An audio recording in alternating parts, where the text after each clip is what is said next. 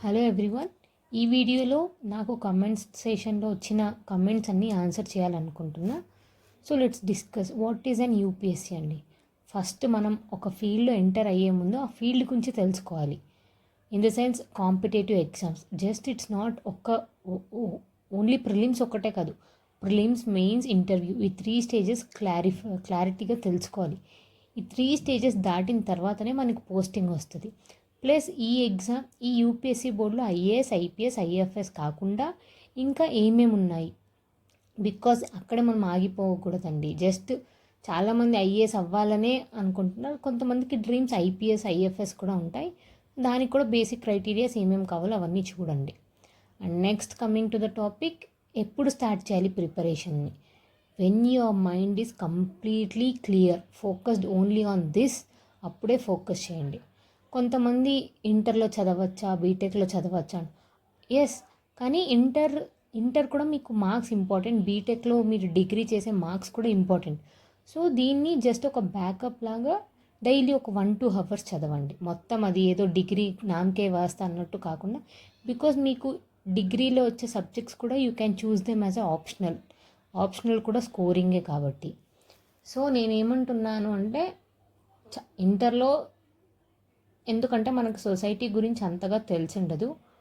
So మీకు లేదు నేను ఇంటర్లోనే స్టార్ట్ చేయాలి అని అనుకుంటే, జస్ట్ బేసిక్స్ తెలుసుకోండి. ఏమేమి బుక్స్ ఉన్నాయి, బుక్స్ అంటే ఏ సబ్జెక్ట్స్ ఉన్నాయి, ఆప్షనల్స్ అంటే ఎన్ని టైప్స్ ఆఫ్ ఆప్షనల్స్ ఉన్నాయి, దాన్ని బేస్ చేసుకొని మీరు ఈవెన్ డిగ్రీలో కూడా ఆప్షనల్ బేస్ చేసుకున్న సబ్జెక్ట్సే మీరు డిగ్రీలో చూస్ చేసుకోవచ్చు. దాని తర్వాత మీరు డిగ్రీలో ఎంటర్ అయిన తర్వాత న్యూస్ పేపర్ చదవడం స్టార్ట్ చేయండి. డైలీ ఒక 1 అవర్ న్యూస్ పేపర్ కూడా మొత్తం ఉన్న 12-13 పేజెస్ మొత్తం చదవడం కాదు, చిన్నగా ఎలా చదవాలో తెలుసుకోండి. ఫస్ట్ ఎడిటోరియల్స్, చాలామంది ఎడిటోరియల్స్ చెప్పారని ఓన్లీ ఎడిటోరియల్స్ చదువుకుంటూ వెళ్ళడం కాదు, ఆ కంటెంట్ గ్రాస్పింగ్ అనేది తెలుసుకోండి. తర్వాత ఎన్సీఆర్టీస్ చదవండి. NCERTs are more than enough. బీటెక్లో మీరు డిగ్రీలో ఉన్నప్పుడు ఎన్సీఆర్టీ స్టార్ట్ చేయండి. ఎన్సీఆర్టీ స్టార్ట్ చేసిన తర్వాత వచ్చి మీకు ఎనఫ్ నాలెడ్జ్ ఇంకా లేదు, నాలెడ్జ్ కావాలి అనిపిస్తే ఏదైనా మంచి ఇన్స్టిట్యూషన్ని చూస్ చేసుకోండి. లేదు సెల్ఫ్ ప్రిపరేషనే ఓకే అని అనిపిస్తే ఎస్, ఇట్స్ ఆల్సో పాసిబుల్. మీకు సోర్సెస్ ఇప్పుడు ఎక్కడ లేదండి, యూట్యూబ్లో సోర్సెస్ ఉన్నాయి, టెలిగ్రామ్లో సోర్సెస్ ఉన్నాయి, నెంబర్ ఆఫ్ వీడియోస్. బట్ ఒక్కదాన్నే ఫాలో అవ్వండి కన్సిస్టెంట్గా. కోచింగ్ ఎక్కడ తీసుకుంటే అదే మెటీరియల్ని సీరియస్గా, ఎందుకంటే వాళ్ళు నీట్గా ప్రాపర్గా ఆర్గనైజ్డ్గా ఇస్తారు.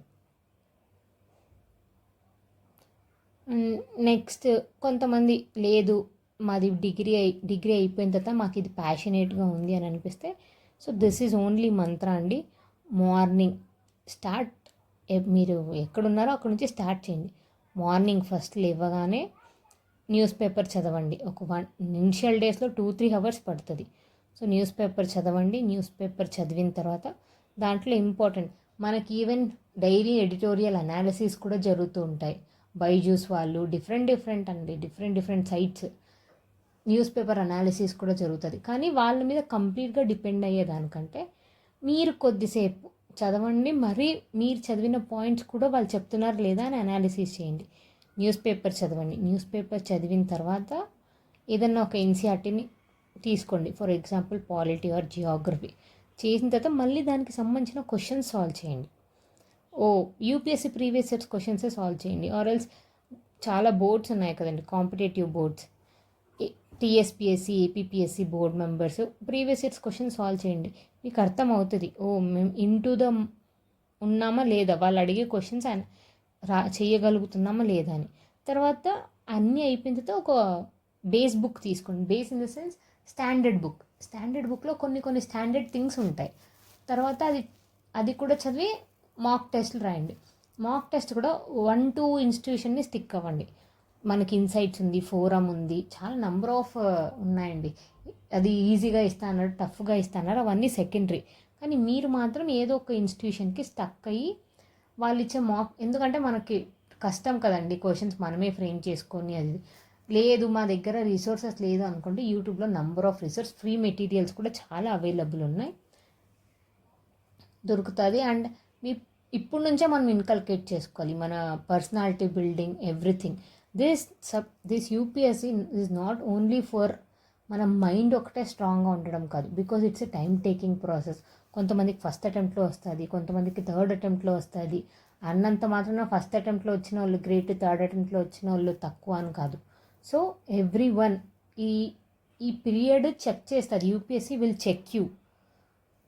సో మీకు ఎంత పాసిబుల్ అయితే అంత చదువుతూనే ఉండండి. Consistency is the most important weapon in UPSC. కొన్ని బేసిక్ డీటెయిల్స్ లాగా చేశాను. ఎలిజిబిలిటీ క్రైటీరియా అంటే ఏజ్ రిలాక్సేషన్స్ ఎన్ని ఉంటాయి, ఆప్షనల్ సబ్జెక్ట్స్ ఎన్ని అటెంప్ట్స్ ఉన్నాయి అన్ని మైండ్లో పెట్టుకొని చదవండి. నేను ఆల్రెడీ ఒక వీడియోలో just UPSC notification criterias video possible చూడండి, పాసిబుల్ అయితే చూడండి. దట్స్ ఆల్ అండి. ఇంకేమైనా డౌట్స్ ఉన్నాయి? కొంతమందికి ఒక నోషన్ కూడా ఉంది ఐపీఎస్ ఆఫీసర్స్కి ఫిజికల్ రిక్వైర్మెంట్స్ అవసరం లేదు అని. No, there is an physical requirement also. ప్రతి దానికి ఫిజికల్ రిక్వైర్మెంట్ ఉందండి. 1 ఆర్మ్డ్, 2 ఆర్మ్స్, ఒకవేళ ఇంజురీస్ ఉంటే 2 ఆర్మ్స్, టాటూస్ ఉంటే అలో చేస్తారా లేదా అని చాలా మైన్యూట్ థింగ్స్ కూడా దే విల్ కన్సిడర్. కానీ అది ఎప్పుడు అంటే ఇంటర్వ్యూ స్టేజ్లో అట్లన్నీ మీరు ఇగ్నోర్ చేయకండి. సో ఇప్పటి నుంచే బిల్డప్ అవ్వండి. This exam is for 3 things. Mentally మనం కరెక్ట్గా ఉండాలి, ఫిజికల్లీ కరెక్ట్గా ఉండాలి, ఎమోషనల్లీ కూడా కరెక్ట్గా ఉండాలి. సో ఇవి 3 బ్యాలెన్స్ చేయండి. నేను చెప్పే బెస్ట్ సజెషన్ ఏంటి అంటే everyday have an healthy diet అండి. Exercise your body, exercise your mind also by reading. Question papers అన్నీ సాల్వ్ చేస్తుండండి. ఫస్ట్ ఇయర్లో కాకపోయినా సెకండ్ ఇయర్లో కాకపోయినా థర్డ్ ఇయర్లో 3-4 attempts will definitely make this will happen. అంతే. ఇంగ్లీష్ రానోళ్ళు ఇంగ్లీష్లో మాట్లాడడం ఇన్కల్కేట్ చేసుకోండి. తెలుగు మీడియంలో కూడా ఉంటుంది. ఏ మీడియంలో కావాలంటే ఆ మీడియంలో you can choose your interview subject. But అది లాస్ట్ స్టేజ్ కదా. ఫస్ట్ స్టేజ్లో ఎక్కిన తర్వాత లాస్ట్ స్టేజ్లో చేద్దామని కాదు. అంటే మన మైండ్లో ఆల్రెడీ అవన్నీ బ్యాక్ ఆఫ్ ద మైండ్లో రన్ అవుతూ ప్రిపేర్ అవుతూ ఉండాలి. సడన్గా ఎంటర్ అయిపోయి అయ్యో ప్రిలిమ్స్ అయిపోయింది ఇప్పుడు మెయిన్స్కి ఎట్లా, వాళ్ళు టైం కూడా ఎక్స్ట్రా ఇవ్వరు. 2.5 months ఈజ్ అంతే అండి. ఒకసారి ప్రిలిమ్స్ అయిపోయిన తర్వాత 2 months ఉంటుంది మెయిన్స్కి, మళ్ళీ 2 monthsలో interview, nearly 2 to 3 months. So ఆ 2 to 3 monthsలో అంత పెద్ద మెయిన్స్ని అలా పర్సనాలిటీ సడన్గా 3 monthsలో బిల్డప్ చేసుకోవడం కష్టం. సో ఎవ్రీడే మార్నింగ్ లేయండి, యోగా చేయండి, మంచి హ్యాబిట్స్ ఇన్కల్కేట్ చేసుకోండి, హెల్తీ ఫుడ్ తీసుకోండి. బికాజ్ మన హెల్త్ ఈజ్ వెల్త్ అన్నట్టు మనం హెల్తీగా ఉంటే మన బ్రెయిన్ ఫంక్షనింగ్ అంత బాగుంటుంది. చాలామంది for example dry fruits consider చేయండి, మన బ్రెయిన్ షార్ప్ అవుతుంది, బాడీ కూడా ఫిట్గా ఉంటుంది. If body is fit we can enough concentrate చేయొచ్చు. బాడీ ఫిట్గా లేనప్పుడు మనం సెల్ఫ్గా లో ఉన్నప్పుడు హౌ క్యాన్ వీ ప్రిపేర్ అన్నట్టు. మంచి రిసోర్సెస్ కలెక్ట్ చేసుకోండి. Resources is important. ఎందుకంటే మనం ఫర్ ఎగ్జాంపుల్ ఒక వార్కి వెళ్తున్నప్పుడు మన దగ్గర వెపన్స్ ఎంత స్ట్రాంగ్గా ఉంటే మన స్కిల్స్, మన వెపన్ ఉన్నంత బుక్స్ ఉన్నంత మాత్రాన మనం విజయం సాధిస్తాము అని కదా, మన స్కిల్స్ కూడా ఉండాలి. స్కిల్ అనేది మన బాడీని బట్టి ఉంటుంది.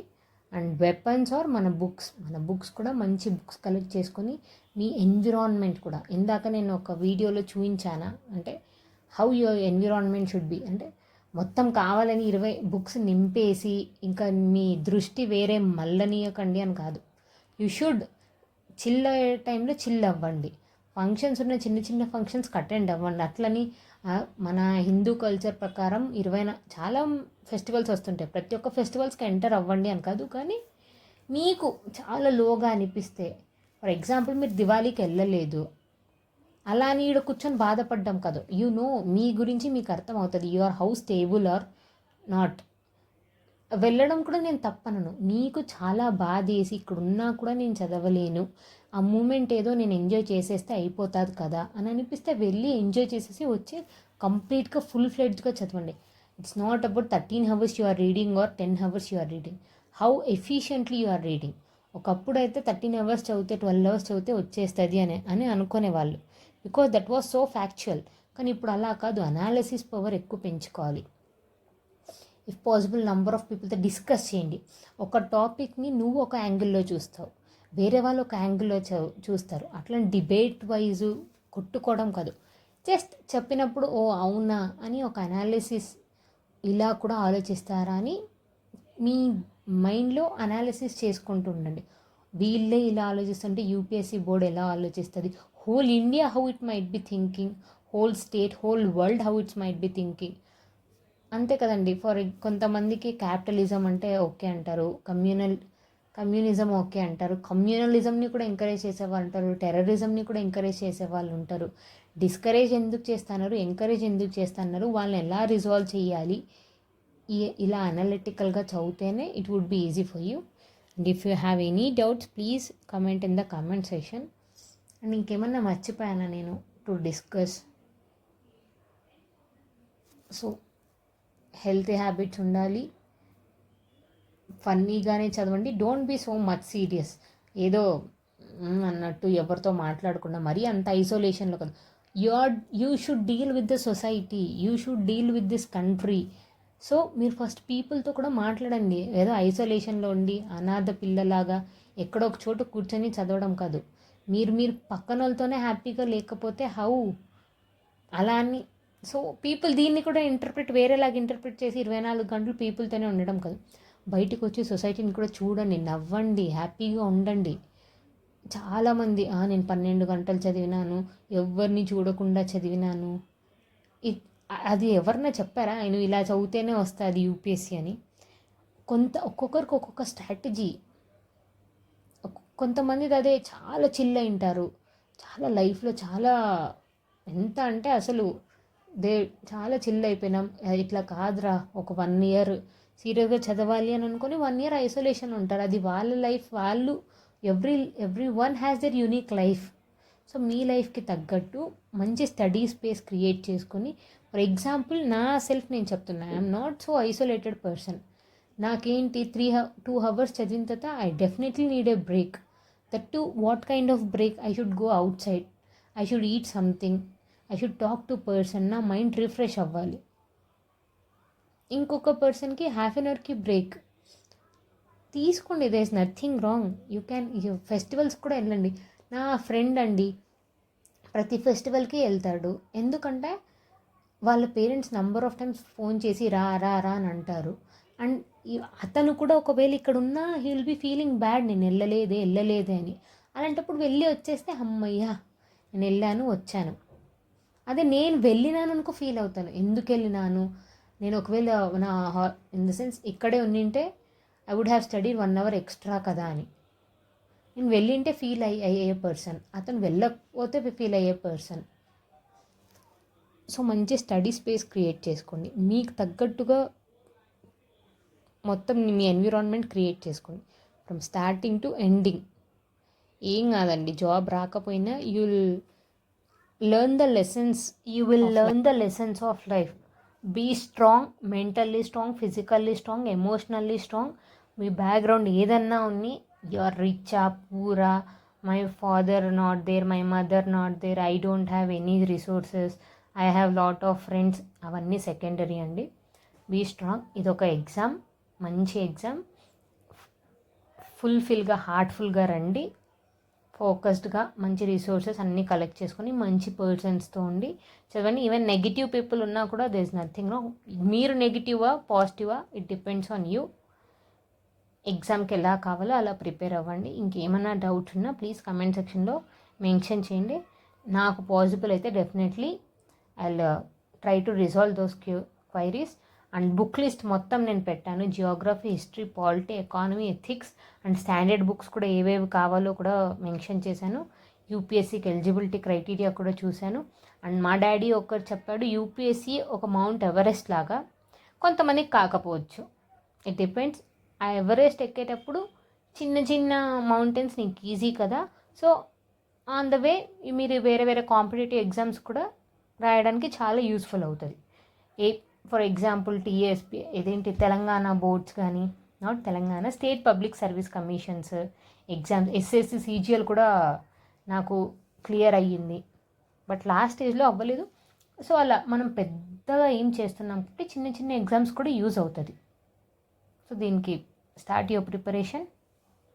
Thank you so much. If anything is mistaken please apologize me.